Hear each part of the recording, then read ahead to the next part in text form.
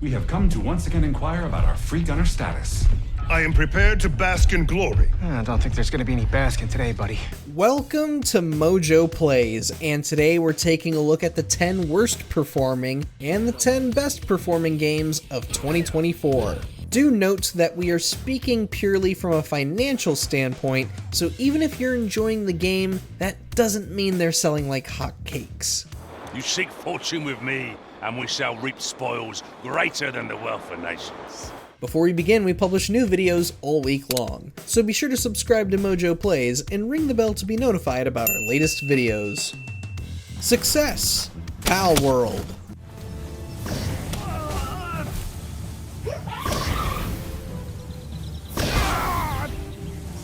With Game Freak floundering and making decent Pokemon games, there have been a wealth of indie games jumping to make the Pokemon games they've dreamed of and evolve the RPG subgenre. Although none saw as big of a boom as Palworld did at the very start of 2024. Having only launched on Xbox and PC initially, Palworld managed to amass 25 million players within its first month, 15 million of those players having paid for the game on PC. This monumental success would allow developer Pocket Pair to develop an entire expansion and even bring the game to PlayStation 5. However, its success has also attracted undesired attention from both the Pokemon Company and Nintendo, but not due to copyright infringement, rather patent infringement, supposedly.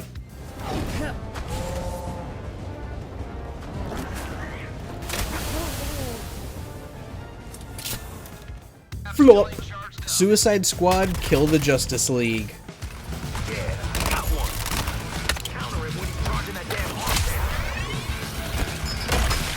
From its very first reveal, many were dismayed to learn that once acclaimed developer Rocksteady Studios was making a live service game. After a one-year delay, Suicide Squad Kill the Justice League made it across the finish line only to be greeted by very, very few players. Between the awful UI and the totally uninspired mission structure, this was simply a game that nobody wanted, especially from a studio as revered as Rocksteady. Shortly after its launch, Warner Bros. Stated that the company had suffered a loss of $200 million, Suicide Squad being one of the major contributing factors to that loss. While the game has seen updates with new characters and story elements being added, Rocksteady is now just a skeleton crew trying to finish promised updates while working on a new version of Hogwarts Legacy. No goddamn way I'm getting in one of those. Relax, you crack beefcake. We've all been in worse rides. Success! Animal Well.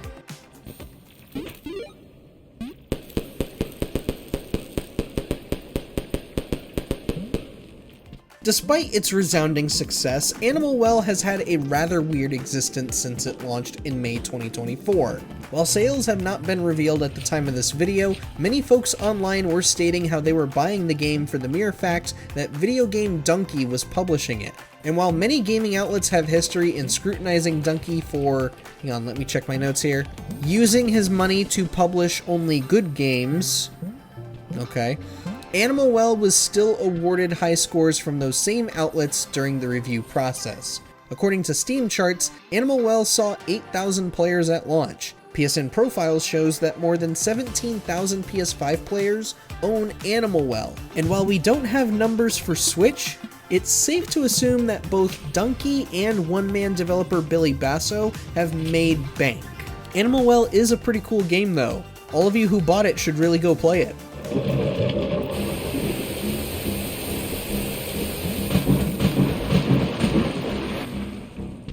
Flop! Foam Stars.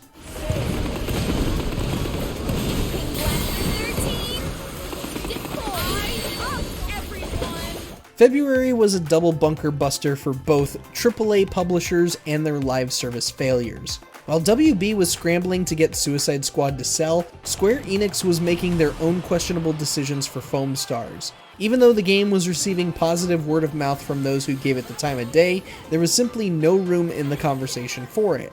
Foam Stars launched the same week as Helldivers 2, another online shooter that was exclusive to PlayStation.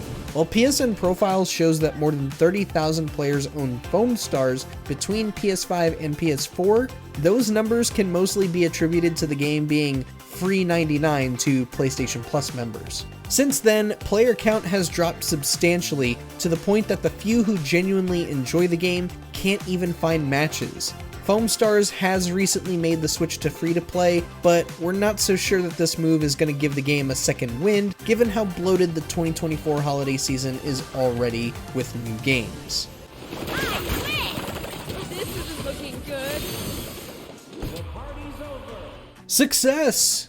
Zenless Zone Zero.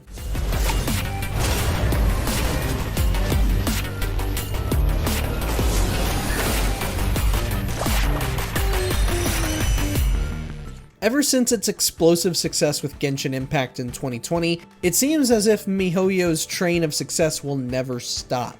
Less than a year after the launch of their second game, Honkai Star Rail, MiHoYo has found yet another money printer in Zenless Zone Zero. Players immediately fell in love with the wonderfully animated characters and thrilling blend of retro dungeon crawling and modern action RPG combat. Since launching in July 2024, Zenless Zone Zero has already generated roughly $500 million in revenue.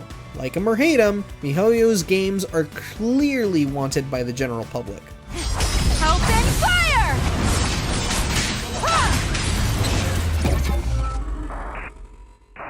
Flop!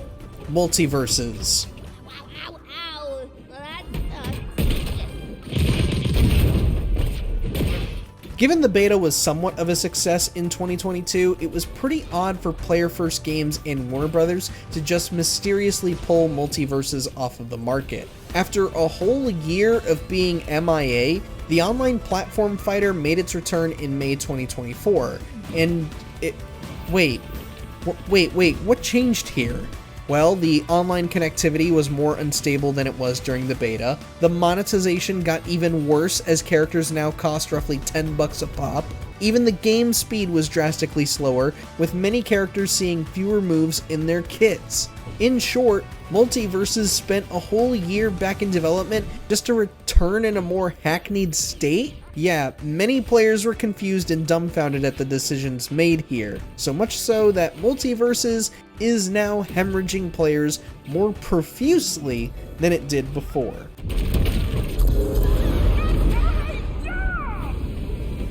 Success!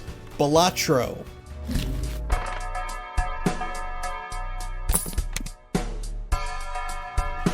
Did anyone else expect a roguelike modeled entirely around Texas Hold'em?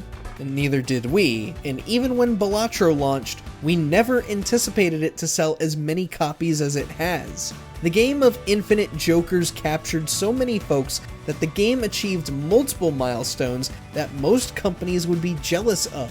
First, it was 500,000 copies sold within the first 10 days. Then, it cracked 1 million copies sold after a month. 6 months after launch, Balatro reached 2 million copies sold. And with the game finally making its way to mobile, well, developer Local Thunk has a money printer on their hands.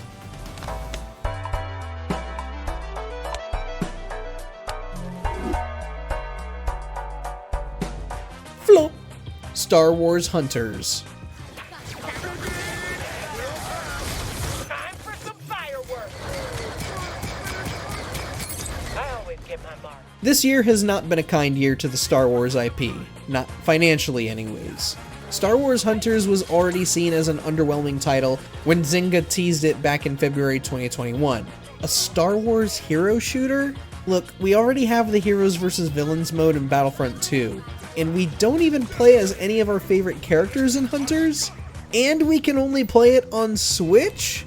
Yeah, free game or not, this is awful. And the comically empty servers show just how little interest there is. Sure, you can get into matches, but it's mostly bots. It's almost all bots.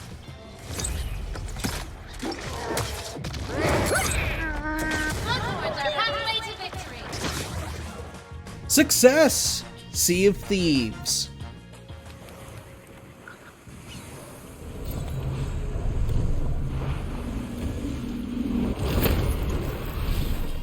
Even though it released way back in 2018, Sea of Thieves is undoubtedly one of the biggest financial successes of 2024, and it stems from a move we never anticipated Xbox would make. In February 2024, Xbox announced it was bringing 4 of its own games to other consoles, Sea of Thieves specifically making its way to PlayStation 5. Since that announcement, Rare's online pirate game was consistently among the most pre-ordered games on PlayStation Store. Having launched on PS5 as of April 30th, Sea of Thieves managed to sell more than 1 million copies from that platform alone and was one of the best-selling titles on PlayStation Store for quite some time. Needless to say, this port was a massive success for Xbox, and it has only encouraged them to bring more of their games over to Sony's side of the fence.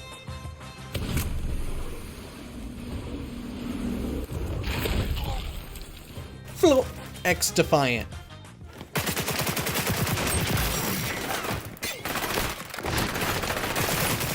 Wouldn't you know it, we have yet another monumental failure in the live service market.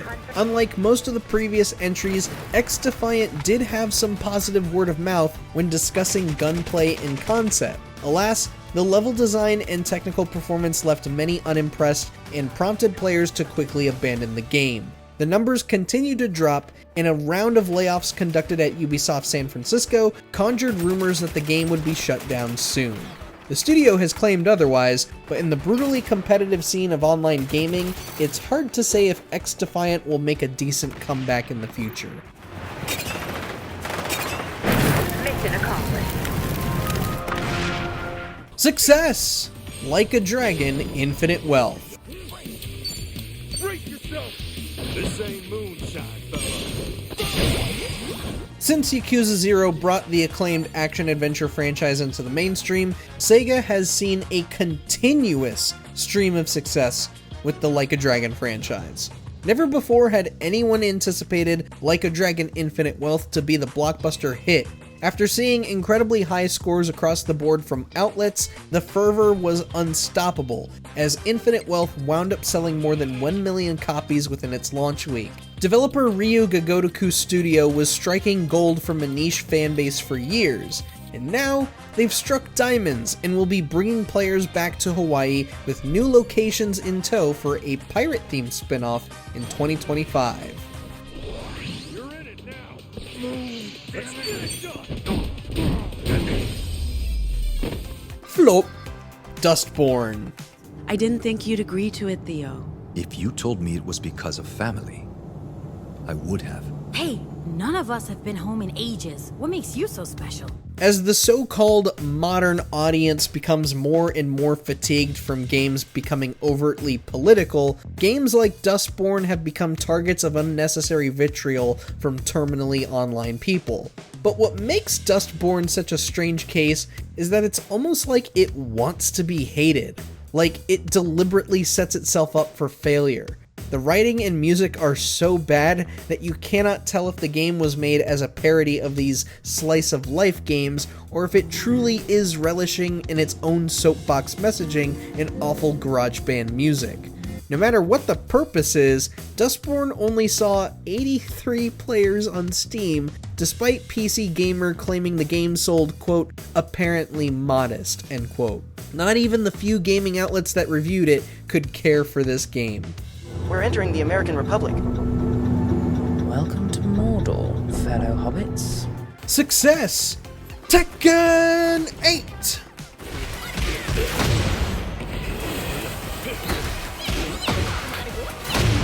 There was so much hype surrounding Tekken 8, and rightfully so. This was the first major fighting game to be fully utilizing every ounce of power it could pull from Unreal Engine 5. Not only that, this was to be the end of the feud between Kazuya Mishima and Jin Kazama for good, while also being the beginning of a new, much more aggressive era for Tekken's gameplay. Within its first month, Tekken 8 amassed a total of 2 million units sold. One can easily point towards the boom fighting games have seen over the years as the reason behind this massive success.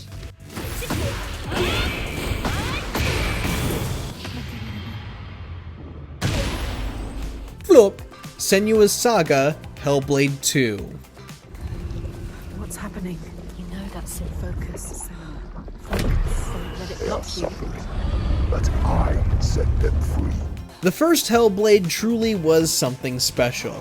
It wasn't perfect, but developer Ninja Theory had so many great ideas in place with its combat, story, and minimalist UI. So 7 years later, how did Hellblade 2 turn out the way it did? While the game does look impressive in visual detail, I guess, everything else about the game had us foaming at the mouth. Why was the combat dumbed down and made so easy with the slow motion effect? Why did the entire game have to be in widescreen? Why in the hell are there so many walking corridors? In addition to frustrating so many fans who had been waiting for a game that evolved upon the original's ideas, Hellblade 2 sparked much discussion over game developers prioritizing experience over gameplay. And, for the record, it's rather odd how Xbox hasn't said a word about sales nor player count, isn't it?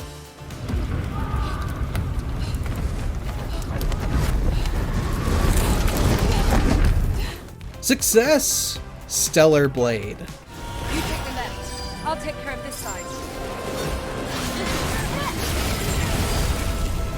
The conversation surrounding Stellar Blade and its sexy protagonist was very, very weird as pundits and basement dwellers took part in the ever-toxic culture war. Alas, no matter which side said what, the so-called modern audience did not care about Eve being attractive, nor did they care about outfits supposedly being censored.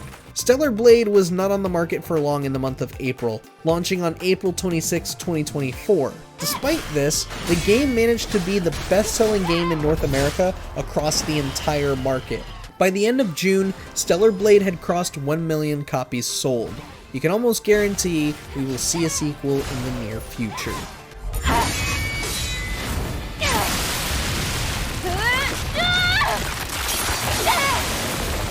Flop! Star Wars Outlaws. Breven, you help me one last time, and we never talk again. Unlike the other flops on our list, Star Wars Outlaws is genuinely a solid game. Unfortunately, the Star Wars IP as a whole has been floundering for so long that most folks have clearly grown tired of it. This game might be considered the second biggest flop for Ubisoft this year, as the game has failed to push units out the door. On top of causing Ubisoft's share prices to tank, the abysmal commercial reception for Outlaws has caused such a disturbance that one stakeholder wrote a letter condemning Ubisoft for its performance and demanding the removal of Ubisoft's founders, the Guillemot family. Did everything right, the code was good. Success! Dragon's Dogma 2. I would recommend singing. The sheer excitement around Dragon's Dogma 2 was sort of bewildering to witness. The original Dragon's Dogma wasn't exactly a gangbuster success back in 2012, so it was interesting to see so many people get amped about the sequel. What was even more surprising was seeing just how quickly people were grabbing the game.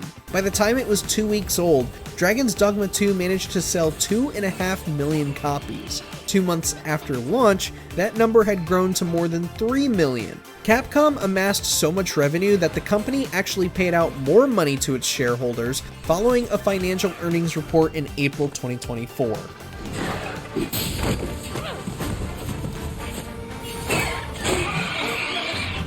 Flop! Skull and Bones.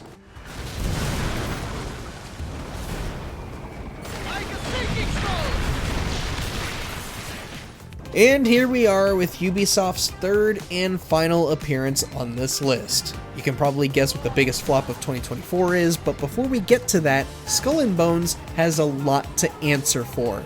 Ubisoft spent an entire decade working on this game, having the whole project restarted once while using funds from the Singapore government and consistently delaying the game. So what did we finally get from this supposed quadruple A game? An online open world reminiscent of Assassin's Creed 4 Black Flag with dumbed down combat, crafting mechanics, and a story about as obnoxious as GTA Online. We waited a decade for this? To give you an idea of how badly this bombed, Sea of Thieves sold quadruple the number of copies when it first launched in 2018. Yikes. As long as no harm is done to our people, you are free to roam as you please. Success! Black Myth Wukong.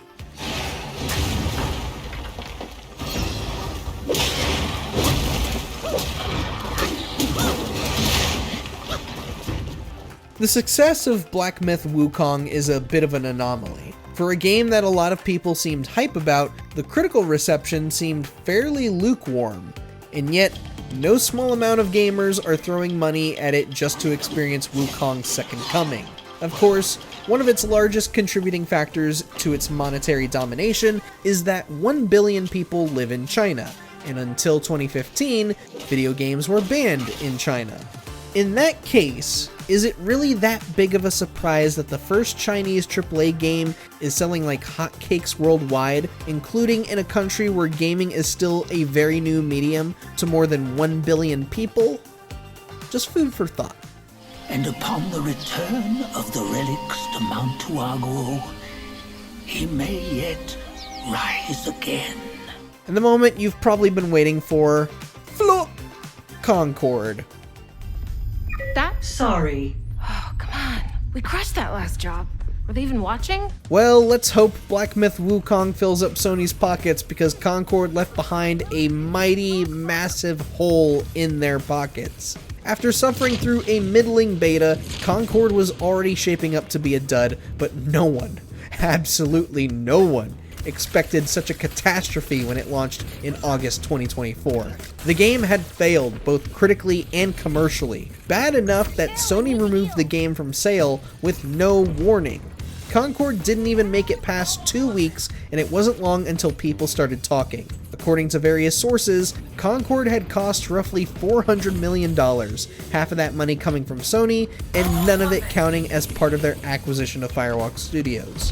So much for the future of PlayStation, as they put it internally. It's every crew for themselves. Oh my, how dramatic. Did you play any of these games for yourself? Let us know down in the comments, and be sure to subscribe to MojoPlays for more great videos every day. You do not stand a chance. And your name does not intimidate us. Thanks for watching. If you enjoyed the video, there's more where that came from.